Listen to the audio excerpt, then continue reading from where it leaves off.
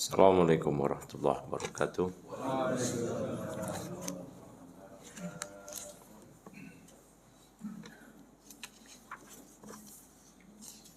Alhamdulillahi wassalatu wassalamu ala rasulillah wa ala alihi wa sahbihi wa sallama tasliman katsira wa asyhadu an la ilaha illallah wahdahu la syarika lah wa asyhadu anna Muhammadan abduhu wa rasuluh.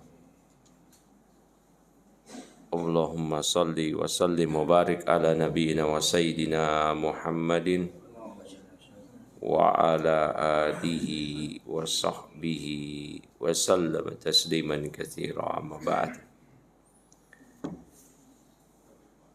Bapak Ibu semua kaum muslimin azanallahu wa iyyakum.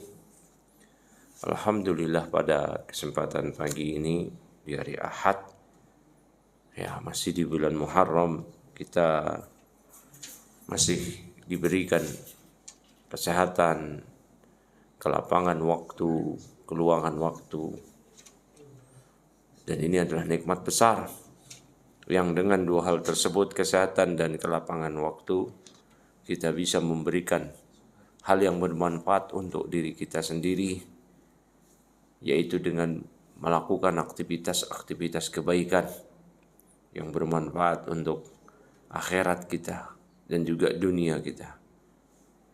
Di hadis terakhir yang kita kaji dari Al-Arba'in An-Nawawiyah ini adalah hadis yang ke-10.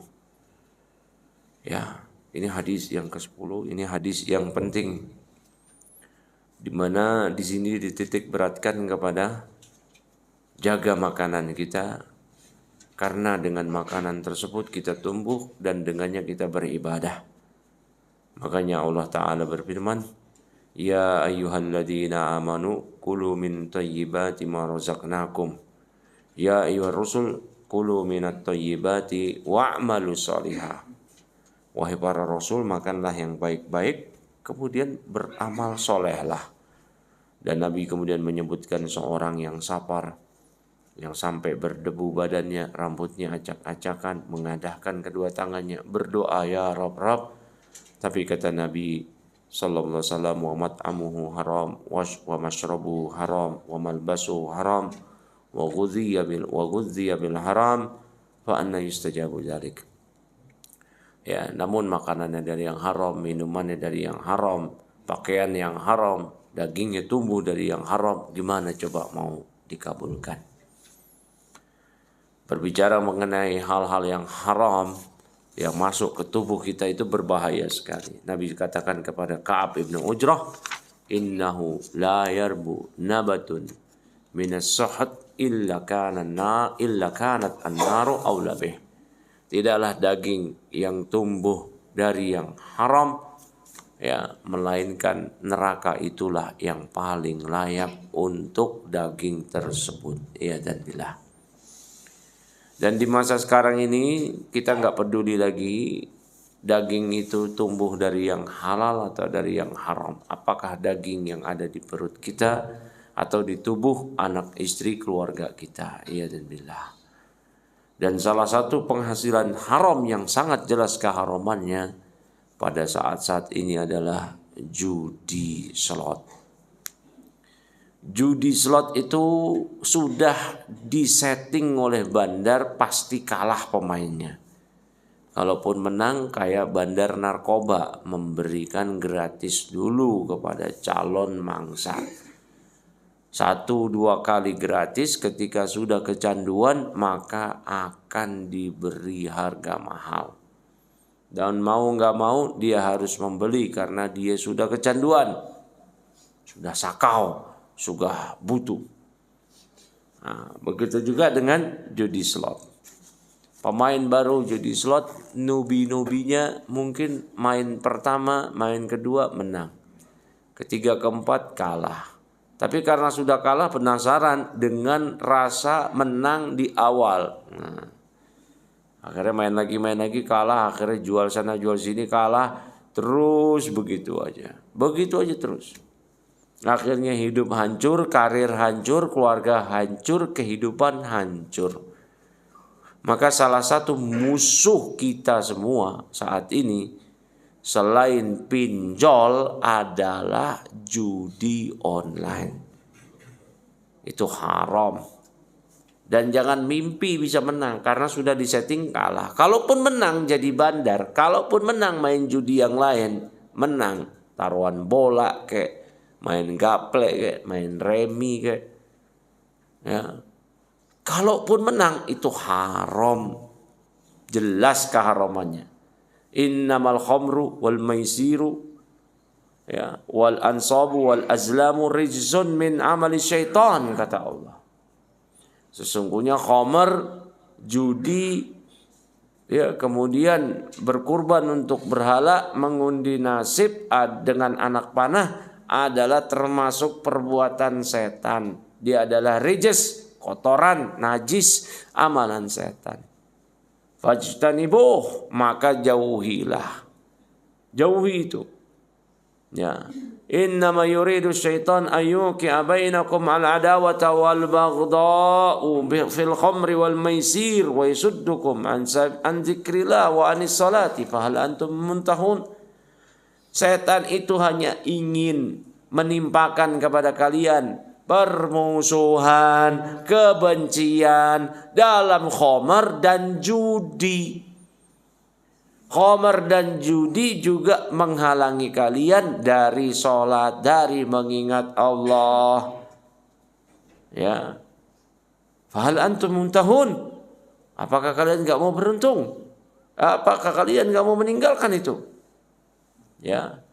Maka judi itu Allah sifati rijis, najis, min amali syaitan, amal setan. Allah perintahkan fajtanibu, jauhilah, dekat-dekat aja nggak boleh, apalagi main.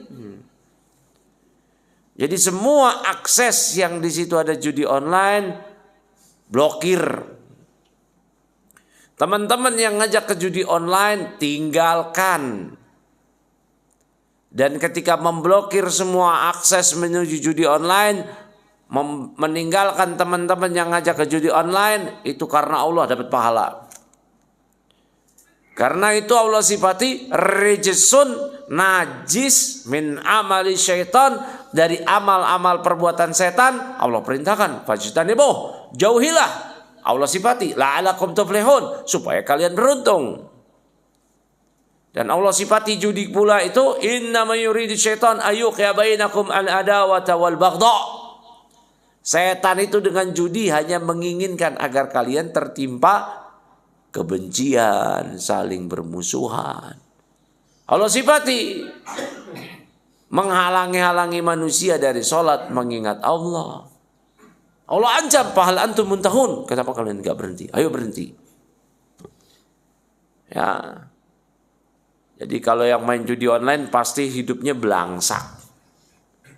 Hidupnya hancur, karirnya hancur. Belum lama ini kita mendengar ada kisah nyata, ya viral, kita tahu seorang polisi dibunuh dengan cara dibakar setelah diborgol tangannya di rumah oleh polwan istrinya sendiri. Kenapa? Karena si polisi ini duitnya habis buat main judi slot, buat main judi online. Ya, banyak yang gantung diri, kenapa? Karena udah nggak tahan, kalah sana sini, jual sana sini, pinjam sana sini. Ya, akhirnya mengakhiri hidup tragis. Nauzubillah. Maka jauh itu Pak, judi online. Ya, nggak akan ada sejarahnya menang. Nah, kalaupun menang haram itu haram. Nah, haram. Ya, nauzubillah. Main handphone gini atau main judi, pasang ya, dipikir dia bakal kaya menang main judi online, gak akan. Kalaupun kaya ya rusak, belangsak, hartanya haram, tubuh ke tubuh haram, jadi nggak ada kebaikan sedikit pun. Nah, itu sedikit mengenai ya judi online.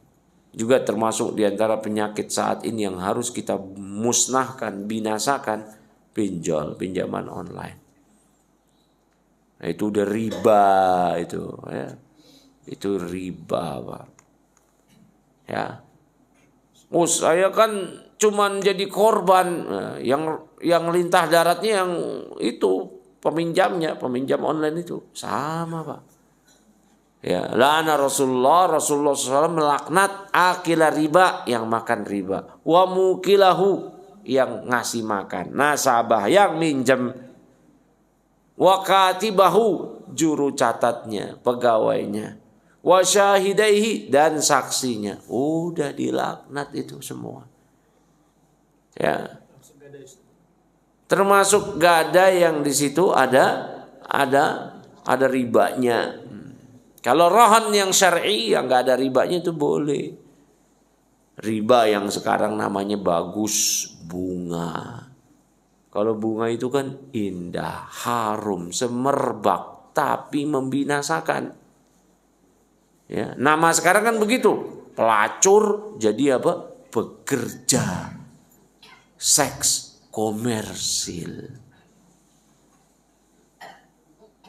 Wanita penghibur. Namanya cakep, dukun aja orang pintar, paranormal. Ya. Namanya cakep-cakep, kebatilan itu sekarang, Pak. Ya. Pinjol itu riba, lembaga setan itu pinjol. Yang kerja di pinjol itu kerja di lembaga haram, lintah darat, rentenir. Ngeri itu. Tinggalin. Ini udah diawasi oleh OJK, mau diawasi siapa kayak itu haram. Ya. Jadi jangan coba-coba pinjam ke pinjol. Bapak akad transaksi udah dapat dosa, laknat. Nah, dapat laknat. Dilaknat itu.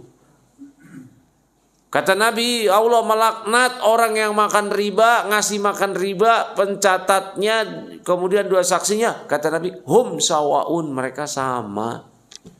Jadi status yang minjem ke pinjol dengan lentah darat, rentenirnya itu sama. Jangan merasa jadi korban.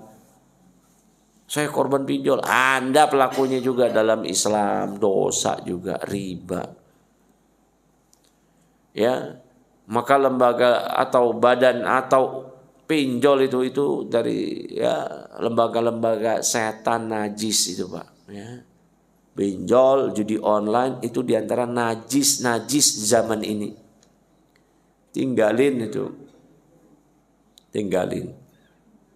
Ya, karena banyak kehidupan kita itu rusak gara-gara pinjol dan ya judi online tadi. Ya.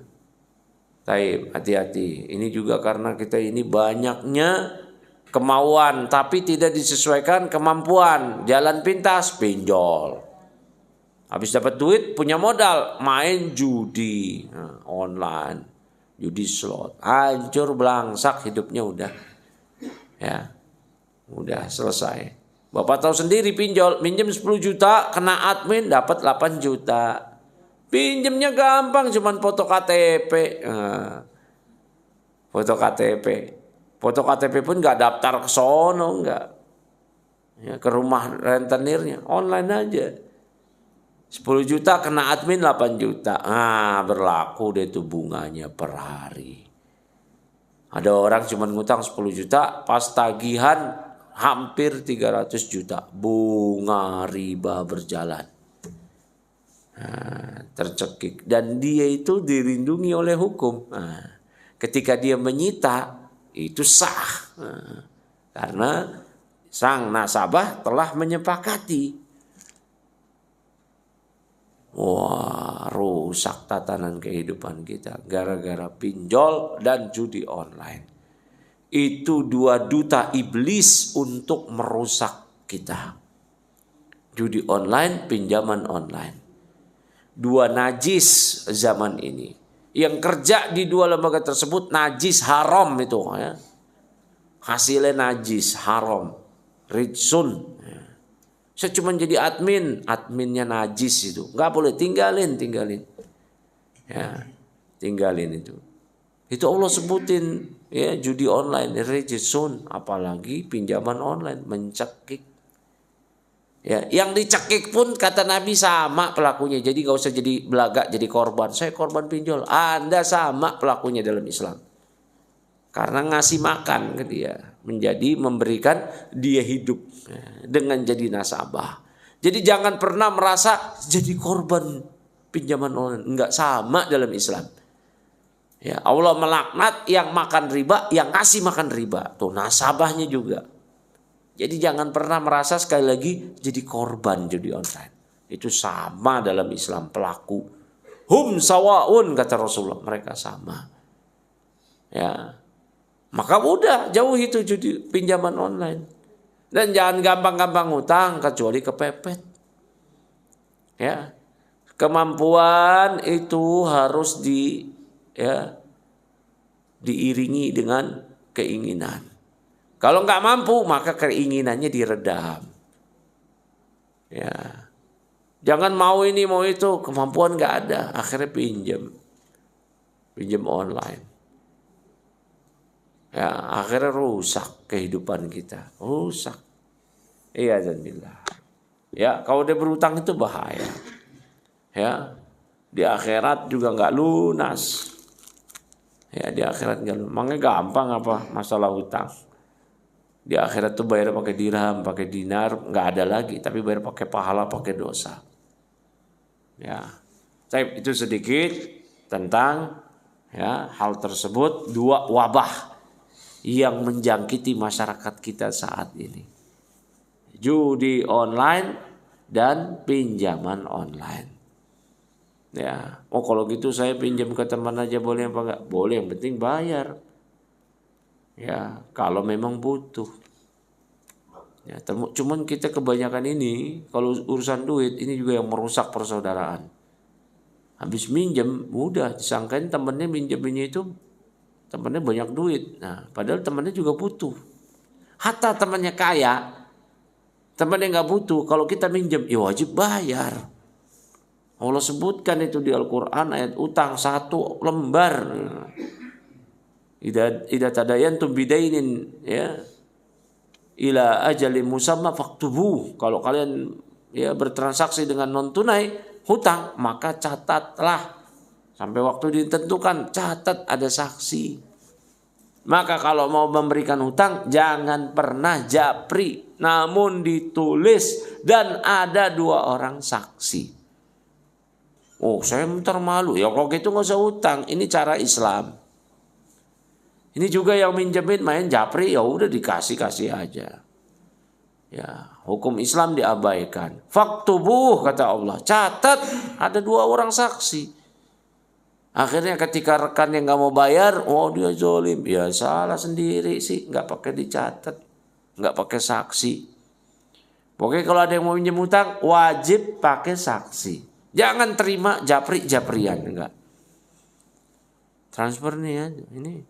Saksi mana? Waduh, malu lah saya. Ya udah nggak belum pantas berarti berhutang. Kalau mau berhutang tahu ilmunya. Tahu ilmunya. Ya, hukum Islam terkait hutang piutang. Dicatat 2 orang saksi, tentuin, jangan bilang bayar aja kapan kalau mampu. Enggak ada kayak gitu.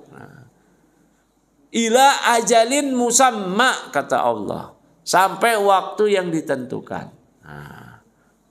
Sebulan, oh ya, pas sebulan jatuh tempo nggak mampu bayar, ya udah kasih lagi ya silahkan. Ya, tapi jelas waktunya, jangan dikatakan ya sampai mampunya aja, jangan kayak begitu Bapak, jangan. Ya, sampai orang mengatakan uang tidak memiliki persaudaraan, nanti akan ada khianat. Ya, dan kalau udah berutang wajib bayar. Ya, kalau nggak niat bayar itu berjumpa dengan Allah pencuri. Siapa yang berutang, wa mujmi'un, ya, dan dia sudah bertekad berniat nggak mau bayar, laki Allah sarikon, dia akan berjumpa dengan Allah di hari kiamat dalam keadaan statusnya maling, pencuri. Ya, taib. Ini penting sekali ini. Kalau memang terpaksa berutang wajib bayar. Emangnya kalau nggak bayar kita keimanan kita kepada akhirat gimana ini? Emangnya lunas di dunia? Enggak, di akhirat.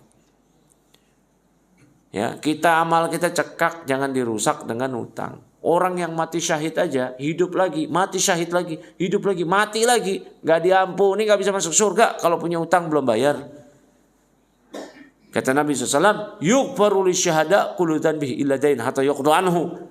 Semua orang yang mati syahid, semua dosanya diampuni kecuali utang sampai dilunasin. Ya, sampai dilunasin. Hati-hati. Man faraqa ruhul jasad, siapa orang yang mati rohnya sudah terpisah dengan jasadnya, wa huwa bari'un min salasah dakhal jannah. Dia terbebas dari 3 hal, dia masuk surga. Apa yang pertama? Kibr, yaitu sombong. Dia terbebas dari kesombongan. Yang kedua apa? Gulul, ada khianat, tipu-tipu. Dia enggak melakukan itu. Yang ketiga apa? Adain, hutang. Nah, hutang. Itu penting tuh. Sampai Nabi nggak mau sholatin sahabat, Pak. Sahabat bukan kayak kita gini, sahabat. Yang mati ditanya, hataraka syai'an? La. Hal alaihi dain? Na'am. Shallu ala sahibikum, kata Nabi. Nabi tanya, ini orang punya warisan nggak? Nggak ada. Dia punya utang? Ada. Oh nggak mau. Kau lihat aja yang sholatin. Nah. Dibawakan jenazah. Dia punya utang nggak? Ada. Tapi dia punya warisan? Ada. Wah, baru Nabi mau sholatin. Bayar utangnya pakai warisannya. Tapi pas dia punya warisan, nggak ada. Punya utang, punya. Oh, dan Nabi nggak mau sholatin. Bayangin tuh, Pak. Hah? Bayangin. Orang yang punya utang di zaman sahabat. Itu sahabat, nggak mau disolatin sama Nabi. Nah, ya, hati-hati dalam berutang. Kita berutang dengan niat membayar. Kita berutang kalau kepepet untuk memenuhi kebutuhan yang kemampuan kita di luar batas di situ. Berdoa supaya bayar utang. Ya, Nabi tiap hari berdoa, Pak. Doanya apa? Allahumma inni a'udzubika minal ma'sam wal maghram. Ya Allah, aku berlindung pada Engkau dari dosa dan hutang. Dari dosa dan hutang. Jadi yang udah terlanjur berutang, berdoa pada Allah agar dimudahkan. Jual apa aja, apa itu jual. Ya, seorang yang meninggal, warisnya nggak bisa dibagiin sampai untuk dibayar utang, sampai untuk pengurusan jenazah. Namun sekarang pengurusan jenazah ada kas RT, kas RW, ada kas kematian, itu dari situ ya. Kebanyakan DKM juga menggratiskan. Udah pengkuburan segala macam dari DKM. Alhamdulillah. Harusnya itu dari harta si mayit. Si mayit, bukan keluarga si mayit. Habis itu apa? Utang. Utang itu. Jadi jangan dibagi-bagiin dulu. Nah, sampai sudah nggak ada yang nagih baru. Nah, makanya tepat itu.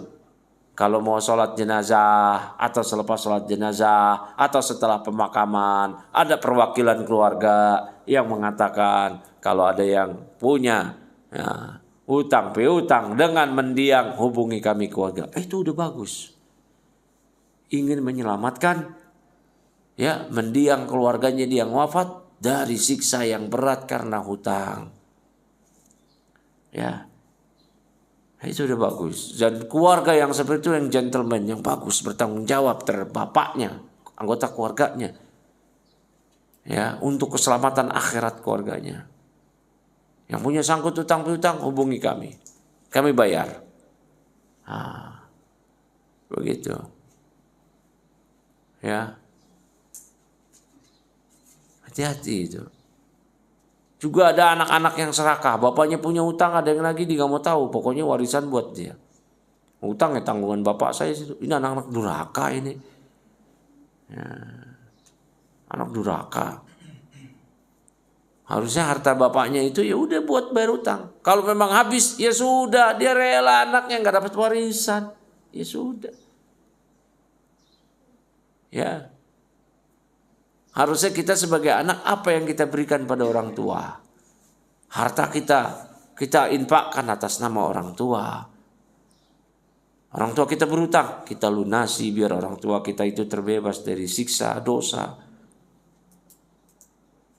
Kita sedekah atas nama orang tua. Kita umroh, badalin buat orang tua. Harusnya kita punya harta buat orang tua. Ya. Emangnya sekarang orang yang paling berjasa pada diri kita itu siapa sih selain orang tua? Orang tua. Yang paling berjasa baru setelah itu pasangan. Pasangan itu kan baru hadir, ya. Pas kita dewasa, nikah. Sebelum itu siapa sih yang paling berjasa terhadap diri kita? Ya orang tua kita. Ini udah nggak mau beri orang tua. Orang tuanya utang nggak mau dibayarin. Ya, itu lagi-lagi kembali ke permasalahan hutang. Ya, itu jaga itu Pak. Ya, saya sengaja bicara ini karena berapa hari ini kok ya selalu ada permasalahan, terutama ke saya tanya ini begitu, terlibat pinjol, terlibat judi online.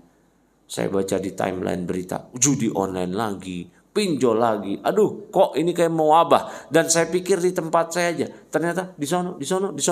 Wah, kecuali mungkin di sini. Enggak jauh beda. Hah? Enggak Enggak jauh jauh beda. beda, sama berarti. Berarti mau wabah. Ini mau wabah ini. Ya, mau wabah ini berarti.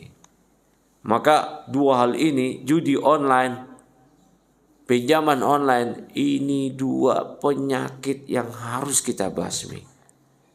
Basmi dari mana? Kita nggak punya wewenang otoritas hukum untuk mencabutnya. Basmi di diri kita sendiri dan keluarga kita, teman kita. Ya, kita mulai dengan diri kita.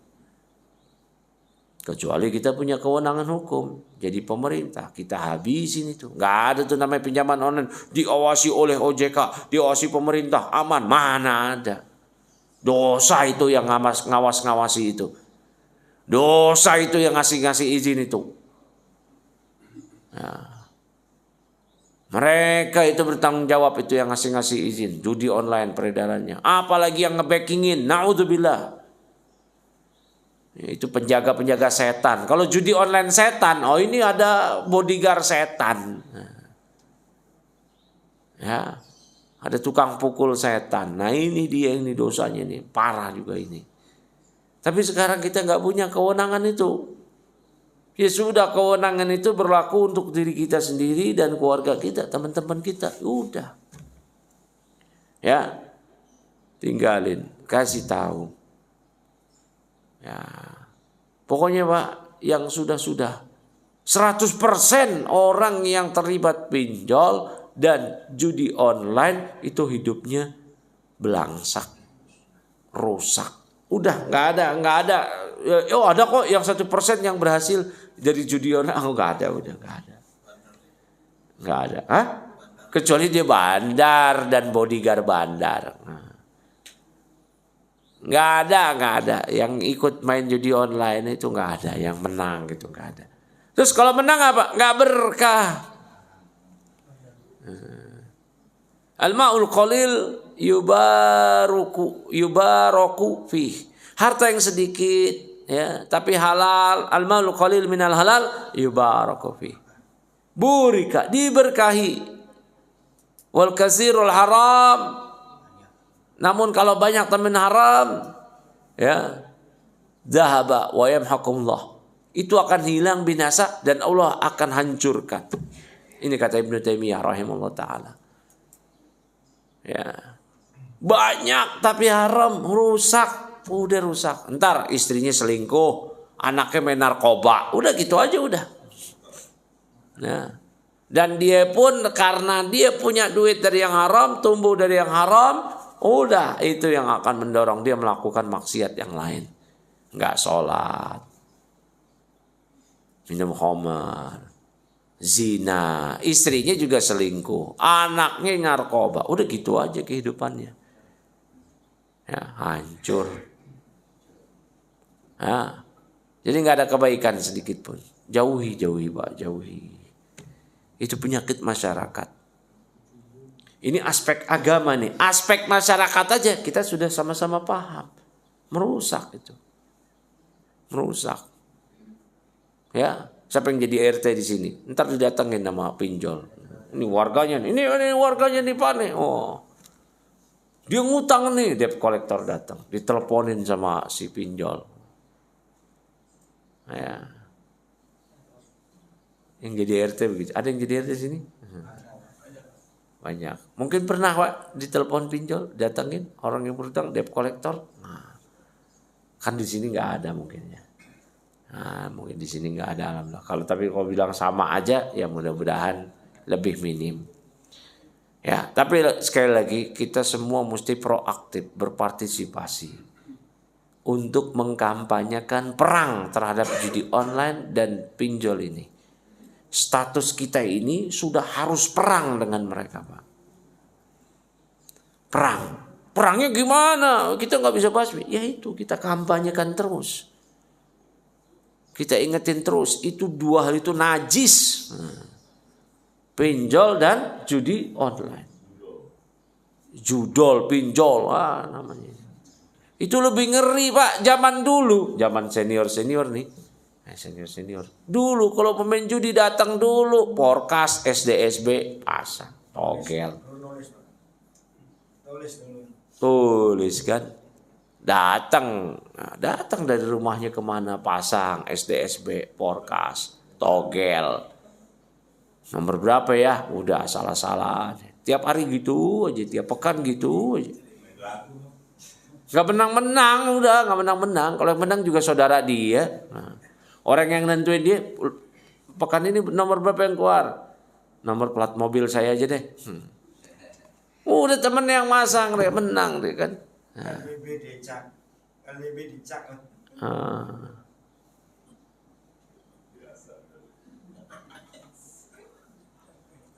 Ya. Udah. Gitu aja. Udah gitu aja. Masang lotre. Zaman dulu orang datang, kalau sekarang dia handphone di rumahnya, cukup kuota yang 1 giga udah bisa main judi online. Ya. Allah musta'an. Nauzubillah. Sekali lagi Pak ya, kita harus kampanye perang terhadap hal tersebut. Status kita perang sama mereka Pak, nggak ada damai.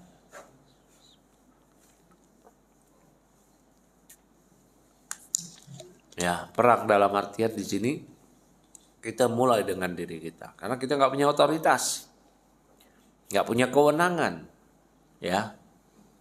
Dan bagi yang punya kewenangan, dia wajib menghentikan, memerangi, ya, dua hal tersebut.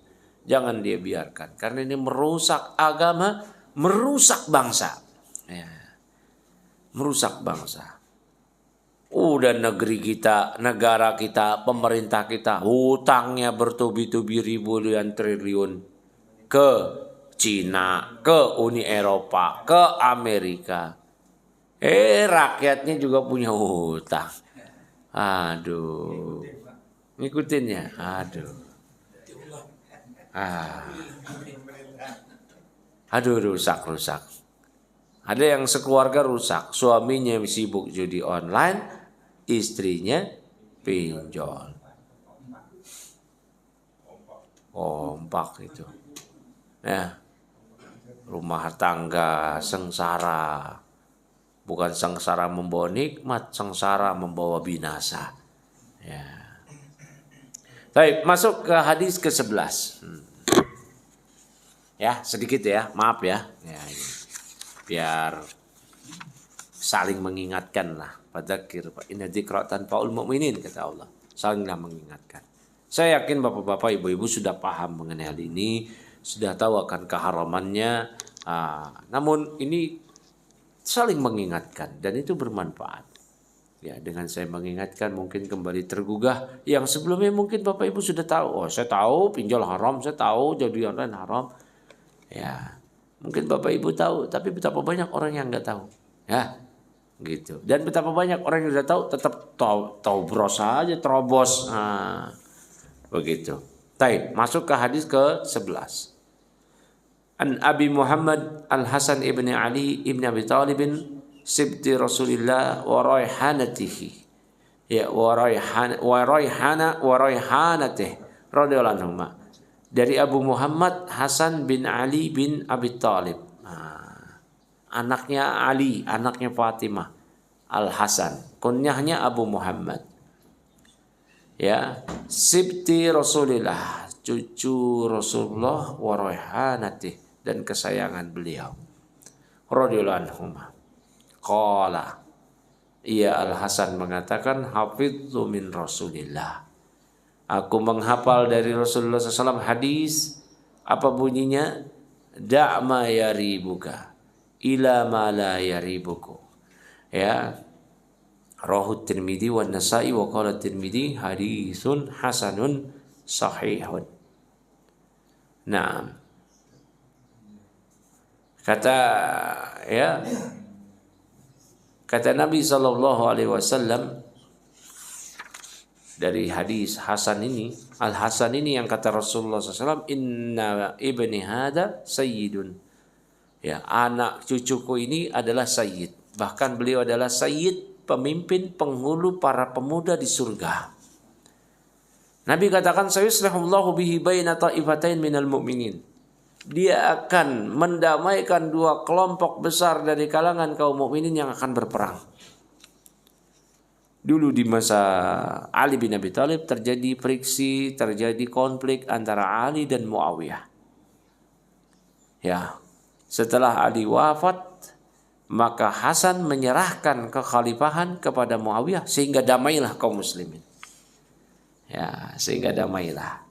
Dan itu betul-betul terjadi apa yang Nabi SAW sabdakan. Nah kata Al-Hasan, saya menghafal dari Nabi SAW sebuah hadis. Padahal ketika Nabi SAW wafat, Hasan ini belum balik. Namun dia sudah menghafal hadis. Dia sudah menghafal hadis dari kakeknya, dari Rasulullah SAW. Ya, apa hadis yang dihafal oleh Al-Hasan? Tinggalkanlah, utruk. Ma yaribuka, apa ma yaribuka? Ma yashukku fi, ma tashukku fi. Apa yang membuat engkau ragu di situ? Ila ma la yaribuk, menuju apa yang tidak membuat engkau ragu. Ya, maka kita tinggalkan hal-hal yang meragukan menuju hal-hal yang tidak meragukan. Supaya kita nyaman diri kita, menjauhi kebimbangan. Karena kalau sudah bimbang, hati ini menjadi galau, tidak tenang. Ya, was-was terus. Dan was-was ini dari setan. Ya, maka kita tinggalkan hal-hal yang membuat kita menjadi was-was. Nah, ya, tadi saya udah wudu atau belum ya? Ya, sebelumnya udah wudu, tapi tadi batal apa enggak ya? Nah, ini. Sebelumnya udah wudu yakin, terus batal apa enggak? Maka hukum asalnya ala thaharah. Berarti kalau memang tidak mendengar sesuatu yang keluar kentut, bau, tidak merasa, berarti tetap wudu. Kalau mau memperbaharui wudu silakan aja, tetapi statusnya masih bersuci. Jadi kalau sudah wudu, kemudian bingung batal apa enggak batal. Tapi kalau belum wudu, terus bingung, saya tadi udah wudu atau belum ya? Belum wudu. Nah, paham ya? Nah, tadi bingung, tadi udah wudu apa belum ya? Belum wudu berarti. Nah, tapi kalau sudah wudu, batal apa enggak ya? Enggak batal. Paham sini Pak? Jangan belum wudu atau udah wudu ya. Oh kayaknya udah wudu. Tadi udah mandi janabah apa belum ya? Kayaknya udah. Subuh ke masjid. Kalau ketiduran, Habis wudu ketiduran. Oh ini nanti hukum julus ya, mutamakkin ala hayatil mutamakkin. Salah satu pembatal wudu adalah tidur pertama. Yang kedua, banyak pembatal wudu ya, banyak pembatal wudu. Yang kedua, ini terkait tadi, tidur jelas, tidur telentang, nyender, ya, tidur biasa itu batal jelas wudunya. Nah, pembatal wudu berikutnya al-julus ala ghairi hayatil mutamakkin. Nah, tidur dalam kondisi duduk tidak mantap. Gini ya. Kalau kayak bapak begini nyender tidur batal wudunya. Ya. Nah, kalau duduk yang tidak nyender, nah, ini seperti beliau duduk bersila misalkan. Tertidur selama dua bokongnya itu tidak jatuh, tidak miring, maka tetap dalam keadaan toharoh. Ya. Tetap dalam keadaan toharoh. Kecuali miring nih, misalkan dia begini, satu bokongnya itu keangkat, batal wudu. Atau salah satunya, atau ke depan, atau ke belakang mau, batal wudu. Tapi kalau dari awal sampai akhir begitu aja, dibangunin deh pas iqamah, Allahu Akbar, Allahu Akbar, syahadu la ilaha illallah, dibangunin tuh. Biasa begitu ya. Bangun dia kakinya kram. Kalau tidur nggak terasa Ustaz. Tidurnya entah miring, apa nggak tahu tidur dia. Tahu ketika dia miring dia kebangun. Kebangun. Ketika dia tidur begitu aja diam, itu tetap wudu. Ya. Taib. Nah ini. Jadi hukum asalnya tadi, kalau belum wudu atau sudah wudu, ambil yang belum wudu. Udah mandi janabah atau belum? Belum mandi janabah. Ya. Tapi kalau sudah mandi janabah, sudah wudu, kemudian duduk lama, bingung. Pas mau iqamah, batal nggak tadi ya? Nggak batal. Nah, sampai terdengar atau tercium. Udah, sampai betul-betul merasakan. Ya betul-betul merasakan, ini kentut ini udah. Ya batal udah.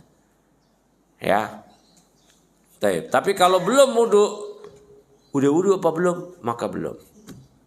Sholat, ya 2 rakaat, 3 rakaat nih.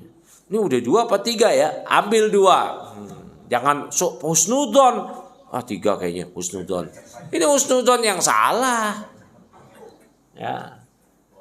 Ya, kalau kita ragu ini baru 1 atau 2 ya rakaatnya, ambil 1. 2 atau 3 ya, ambil 2. 3 atau 4 ya, ambil 3. Nanti sebelum salam sujud sahwi 2 kali. Ya, sujud sahwinya 2 kali. Ternyata kata temannya, ente tadi udah 2 tuh.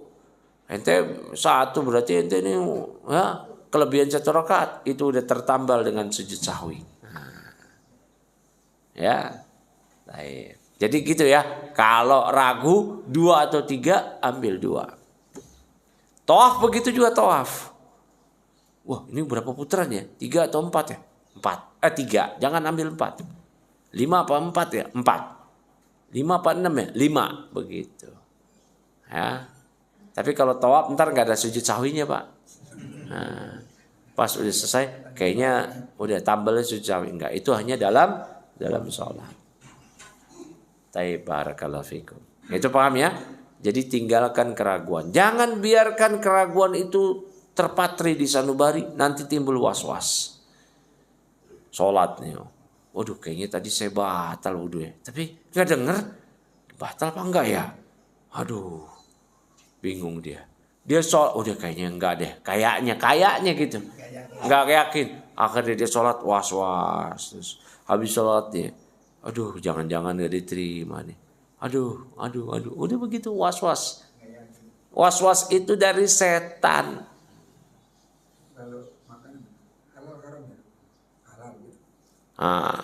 Ini halal haram tergantung. Kita makan di mana? Di Bekasi, Jatimulya. Makan bakmi ayam, nih ayamnya sembelihnya pakai nama Allah apa enggak? Beli bakso, bakso ini dagingnya daging babi apa daging sapi nih? Makan sate, semua yang ada unsur ayam, kambing, sapi yang disembelih, lihat tempatnya di mana. Mayoritas Bekasi kaum muslimin, ya, mie ayam jangan pakai ayam. Mie ayam nggak pakai ayam, mie aja pakai sawi.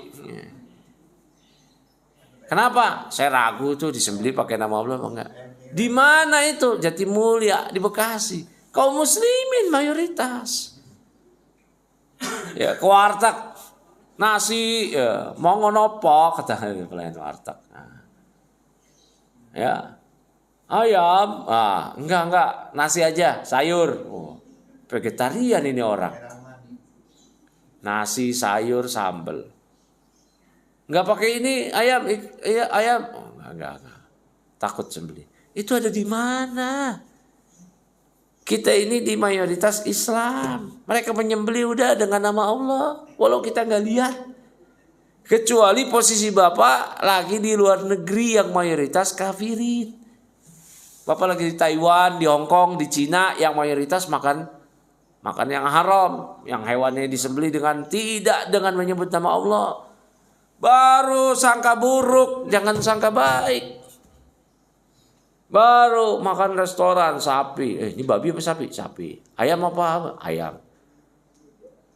Yang jual orang Taiwan di Taiwan, yang jual orang Hong Kong di Hong Kong.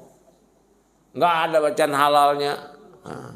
Baru ini nggak sembelih dengan nama Allah, baru nggak. Cari yang ada halalnya. Tapi kalau di Bekasi di Indonesia yang mayoritas kaum muslimin, jangan tanya. Ribet banget, nanti bakal ribet itu. Dikit-dikit nanya, beli ini, beli itu, semuanya. Udahlah. Ya. Sampai beli ayam potong dia nggak mau beli. Ini sembelih. Dia kalau beli ayam sembelih dia sendiri. Atau dia lihat, saya Pak ini bismillah Pak, bismillah. Dia ragu juga, oh ini jangan-jangan nih orang nggak sholat. Gitu aja terus. Nah. Ya, jadi susah. Ini takalluf, membebani diri sendiri. Ya. Maka tinggalkan yang meragukan menuju yang tidak meragukan. Barakallahu fikum. Waduh, jelas ini ya. Tapi satu hadis saja sepertinya ini karena sudah jam 6 lewat ya. Ya, mungkin di sisa waktu yang ada nanti kita akan sambung dengan soal jawab tuh. Udah ada jam. Silakan Bapak.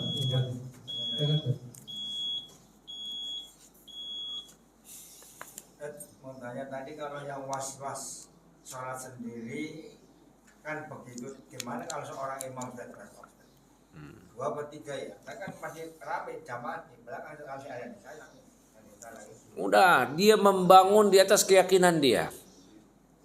Ya, 2 atau 3 ya, ambil 2. Berjamaah. Ternyata salah kan nanti ya. Makmum ingetin. Nah, misalkan dia sudah tahiyat akhir sebenarnya. Tapi dia menyangka ini kurang, dia diri lagi. Subhanallah, kalau itu memang udah rakaat keempat, udah diturun lagi. Nanti sujud sahwi. Ketika imam sujud sahwi, makmum juga ikut sujud sahwi semua. Jangan makmum bilang, "Alah, kan ente yang lupa." Lah ini berjamaah dan belum salam. Ya. Dan sujud sahwi sama sujud biasa sama apa beda? Kalau sujud sahwi dengan sujud biasa bacaannya itu ada riwayat memang subhanallah alladzi la yansa. Apa? La yashu. Ya. Maha suci Allah yang tidak lupa. Saya enggak pakai yang ini. Nah, riwayat yang lain mengatakan itu bacaannya sama seperti sujud biasa. Subhana rabbiyal a'la. Tapi ada riwayat yang tersebut, namun keabsahannya itu digugat oleh banyak ulama ahlul hadis. Ya. La yasu itu. Nah, itu digugat. Ya bolehlah dua-duanya, silahkan. Misalnya begini kan 4 karena lupa dikira 4 padahal 5 kan nggak jadi berdiri turun lagi. Kan tetap 4 rakaat kita. Iya. Kan nggak 5 rakaat tetap sujud sahwi. Tetap sujud sahwi. Karena nggak melakukan yang iya. Jadi sujud sahwi itu dilakukan karena kurang rukun, kurang rakaat. Ya, nanti dia nambel, nanti sebelum salam sujud sahwi atau kelebihan rakaat, atau karena ragu tadi. 2 atau 3 ya sholat sendiri. 2 nih. Nanti sebelum salam dia sujud sahwi. Kalau keyakinan imamnya itu bahwa dia sudah benar walaupun dia salah, Gimana? keyakinan imam dia itu benar gitu loh. Misalnya dia pada 2 rakaat dia salah sungguh gitu ya. Tapi si makmum subhanallah bahwa dia baru 1 rakaat, tapi imamnya yakin dia sudah 2 rakaat. Nggak apa-apa. Nanti tinggal di setelah sholat ditanya. Pernah di zaman Nabi, iya, Nabi kelebihan. Selepas salam ada seorang sahabat yang namanya Zulyadain. Zulyadain mengatakan Rasulullah, azidatus shalah. Wahai Rasulullah, apakah sholat ditambah? Udah selesai sholat nih, makanya ngobrol kan. Kata Nabi, ma nuqisat wa mazidat. Ya. Sholat nggak dikurangi, nggak ditambah, sama. Kata Zulyadain, Anda tadi nambah. Maka Nabi tanya lagi ke yang lain, nggak cukup itu. Benar apa yang dia katakan? Betul, baru sujud sahwi.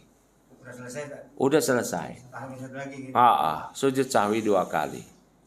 Ya, jadi imam boleh membangun di atas keyakinan dia. Makmum mesti ikut, gitu. Natal lagi. Hah? Natal lagi Jawa berarti. Kenapa? Natal lagi kan bisa berdaki. Sabda natal lagi kita loh kalau saya kita udah selesai. Iya, sujud sahwi. Tadi belum paham saya banyak. Apa? Enggak, sujud sahwinya masing-masing. Oh. Udah selesai. Ini ngasih tahu bahwa imamnya itu kelebihan rakaat itu setelah ngobrol-ngobrol yang lain.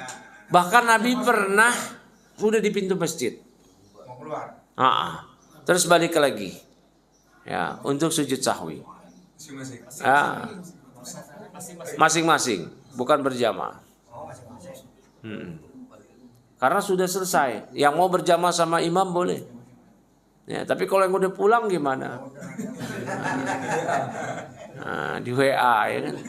Sujud sahwi tadi kurang. Itu boleh sujud sahwi, bahkan Nabi udah di pintu masjid. Balik lagi. Kalau tadi riwayat Zulyadain masih di tempat sholat. Ya, taib. Ada yang lain silakan. Ini masalah keraguan makanan tadi. Jadi kalau kita di daerah yang mayoritasnya muslim, tapi dia membuat tulisan halal. Tapi kita kan nggak tahu pasti juga. Mereka paham nggak dengan apa yang bikin halal itu? Yang jual muslim apa kafir? Kita kan nggak tahu. Kita misalnya ke negara lain, seperti yang Ustaz bilang tadi, mungkin lagi. Kita kan Iya. ya kan, tapi mereka bikin halal. Itu gimana? Halal food misalnya. Halal food ya di negeri kafir, di Taiwan, di Hong Kong. Ya. Kalau mereka itu sudah memberikan label halal, ya berarti kita bangun di atas kepercayaan. Ya, udah halal. Ya ini. Ya mereka berarti halal. Apalagi yang jual muslim. Apalagi yang dijual makanan-makanan khas kaum muslimin, ya. Nasi Arab, nasi Padang gitu kan. Kan ada tuh ya. Nasi Arab, kebab di negara-negara Eropa. Ya, ada bacanya halal. Ya udah kita beli makan. Ya. Itu, nggak perlu lah, jangan ini udah, saya nggak percaya nih, jangan. Ya udah, akhirnya makan apa Bapak? Bawa Indomie dari rumah. Itu aja terus. Bu Indomie, bawa koper di keluar negeri, isi koper Indomie semua sama pop mie. Nah, udah gitu terus. Ya udah rugi lah. Nah, silakan yang lain. Gimana hukum makan yang diberikan pada orang yang berpenghasilan dari tempat haram? Nah, ya. Taib. Kalau memang dia kemungkinannya itu semua harta dia itu dari yang haram, kita nggak tahu dia punya penghasilan dari yang halal, jangan. Ya. Tapi kalau kita tahu, misal nih Pak ya, nih kita tahu dia misalkan dia kerja di yang banyak sabetan haramnya. Ya, apa sih? Pajak misalkan, kan begitu tuh. Banyak sabetan haramnya. Sabetan haram tapi punya gaji pokok. Ya, jangan pajak lah, kalau pajak memang bermasalah ya. Ya, apalah ya yang dia misalkan kerja di instansi, ada yang halalnya, ada gajinya, tapi ada sabetannya, bukan pajak ya. Kalau khusus pelaku pajak itu ada riwayat Nabi SAW. Nah itu yang ngasih izin. Dia punya gaji pokok, yang gaji pokoknya yang halal, gaji pokoknya 5-10 juta lah misalkan. Tapi hartanya banyak banget, ya nggak mungkin kalau gaji 10 juta dia bisa punya aset miliaran. Nah ini nggak mungkin. Nah, itu dari sabetan-sabetan misalkan, yang dia nggak dapat warisan, nggak dapat hibah.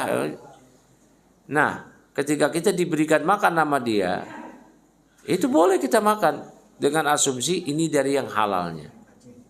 Kecuali yang 100% itu memang dari yang haram. Dari yang haram. Bank konvensional tuh riba, Pak. Iya, bank konvensional. Nah, kalau dia punya dari yang lain itu nggak apa-apa, yang lain. Tapi kalau nggak ada nih, Yahudi itu pelaku riba.